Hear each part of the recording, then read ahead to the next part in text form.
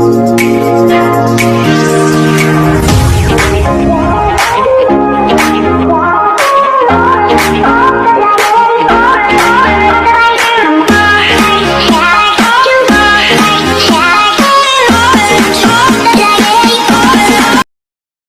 guys! Welcome to my YouTube channel. Please don't forget to like, share, subscribe. For today's vlog, napakita ko sa inyo ang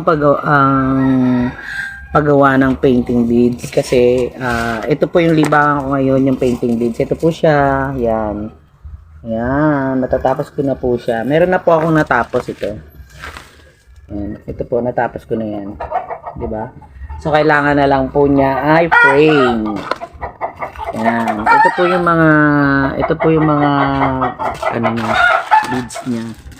Yan. Pakita ko lang po sa inyo kung paano siya. Yan, ayan po yung beads niya. Ito po yung panlagay, yung ginagamit na pen. Yan. Ito lang po yung nililibangan ko ngayon kasi para naman kahit nasa bahay ka, hindi ka masyadong nalulungkot, naboboring, nakaka-relax po siya, nakakatanggal ng konting problema, hindi mo masyado naisip yung problema mo, nare-refresh yung utak mo sa pagpipainting beads mo, kasi nalilibang ka, ano po siya, nakakatanggal siya ng problema, kasi habang nagpipainting beads ka, nakatuto ka dyan, tapos na-imagine mo pag nabuo na siya, maganda siyang i-display sa bahay, lalagyan lang po siya ng frame. So pag nabuo na siya, doon mo makita yung achievement mo sa paggawa mo ng painting beads na hindi mo na mamalayan, nakakabuo ka na ng pang-display ng bahay mo. Yun guys, masarap sa pakiramdam pag may nabuo ka na. Katulad nito, nabuo ko na po siya. Sobrang happy ako kasi kahit malabo yung mata ko, nakabuo na ako ng isang painting beads. Yan, nakabuo na po ako niyan. Kulang na lang po siya ng frame. Tapos po, ito naman yung next ko. Oh, yan. Ito po para sa hipag ko to. Ginagawa ko to para po to sa hipag ko. Kasi favorite niya po yung pet ng pusa. Yan. Meron din naman po ako, paborito ko rin niya kasi may alaga nga kami pusa, si Summer. Pero ito, para to kay Ate Marife Maranyon. Yan po. Bibigay ko sa kanya yan. Pag nabuo na po yan. Para sa kanya po yan. Tapos po, marami pa akong gagawin. Ito pa po. Ang dami kong ibubuong painting beads. Yan. Ito pa po. Yan. Yan. Ito pa po, yan. Kaya sa mga kapitbahay tayo guys, ito maglibang ka na lang ng painting beads, makakabuo ka pa ng pang-display sa bahay nyo. Tapos, hindi ka pa masyadong may stress kasi nakaka-relax po siya. Masarap siyang gawin. Malilibang ka talaga. Makakalimutan mo yung oras, hindi mo namamalayan, nakabuo ka na ng isang ng painting beads na buo mo na, tapos yung oras hindi mo na mamalayan. Ayan, may ka na naman, may gagawin ka na naman another painting beads sa kinabukasan. Ganda siya kasi wala pong kasama dito sa bahay, gawa naman po pumapasok ng mga anak sa school.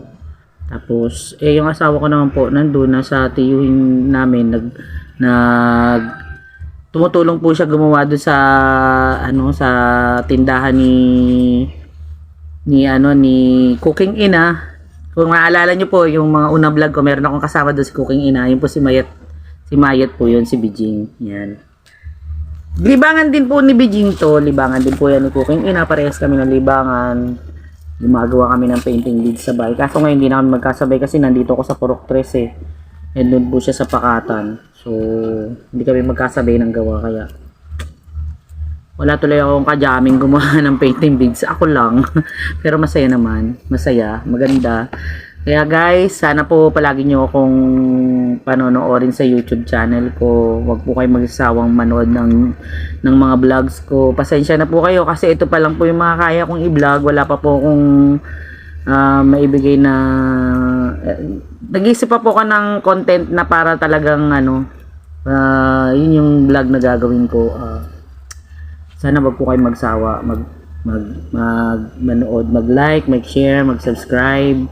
At salamat din po sa mga nagsasubscribe sa akin. Maraming salamat po. Tapos doon po kay Miss Catherine sa Kalingap po na yun. Salamat din po. Nakilala ko po siya dito nung nag-contest po ng si Kuya Bal Santos. Nag-contest po siya ng singing contest po siya dito sa Barangay Calero. Doon ko po na-meet si Miss Catherine. Yun. Palagi ko na rin po, nag-subscribe po ako sa kanya. Palagi ko na rin po siya pinapanood sa live. Tapos si Miss Lori Di Magalpok po. Yun.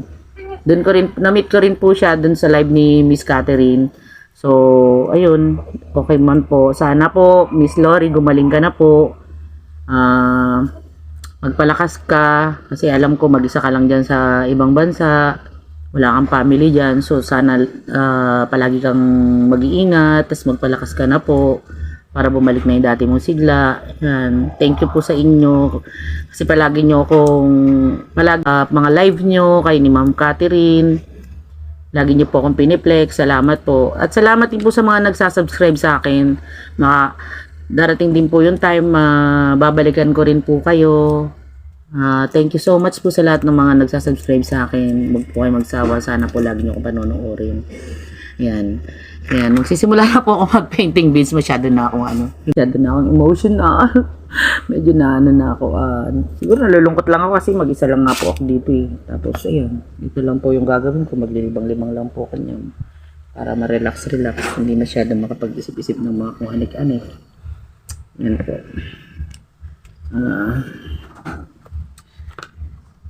Ang tagal ko bago makapag-upload ng mga videos ko kasi yun nga po, nag-iisip din ako ng content kung anong content yung gagawin ko. Hindi ko pa po marami akong gustong gawing content kaso time will come. Yan.